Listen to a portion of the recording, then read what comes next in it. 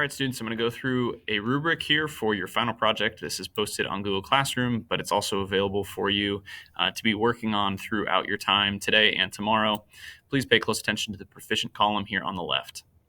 For summary, it says to write an objective summary, so that means unbiased. Make sure it's not your opinion, but it's just an overall summary of the book. This should be about 4 to 6 sentences. It's hard to do it in less than that. Make sure it's very efficient, so all the information is relevant. And make sure you're covering both the informational and narrative elements in the book. So talking about theme, talking about what the characters are going through, and talking about central ideas, topics, and subtopics as well. For reader response, this should be about 3 paragraphs or so. This should be a subjective evaluation, which means that it is your opinion this time.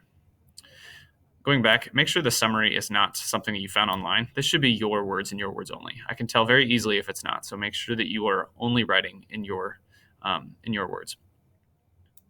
The student identifies strengths and weaknesses of the text. Make sure you do that. Ways in which the text challenges you, reinforces your previous thinking. Another thing you should be writing about in your reader response is how is your thinking changed since you've read this book? How are you different since you've read this book? The review section should include a variety of reviews, both peer and professional, and positive and negative. So we cited 2 reviews. Make sure you copy and paste those over to your project.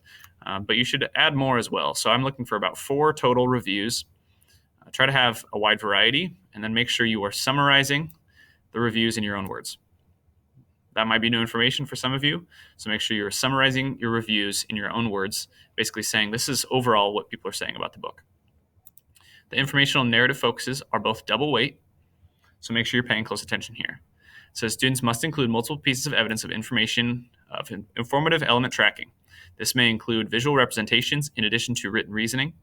Discussed elements include the central idea, social issues, topics, and subtopics, and their relationships to one another. Text evidence must be provided in each of these sections. This is kind of like what I talked about yesterday with creating that tree of topic, multiple subtopics, central ideas for each of those, and then adding links, pictures, charts, graphs to make this section very, very engaging. The narrative focus is similar.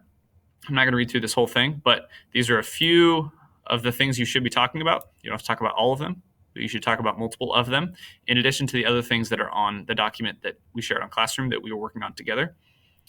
And again, you must provide text evidence in each of these sections. If you want to receive an advanced grade on this assignment, you need to include your thoughts and evidence of external connections to the book. So here I'm looking for, can you connect to things outside of the text, including other books, things that are happening in today's world, other articles, other topics, other time periods. That's what I'm hoping to see in terms of connections.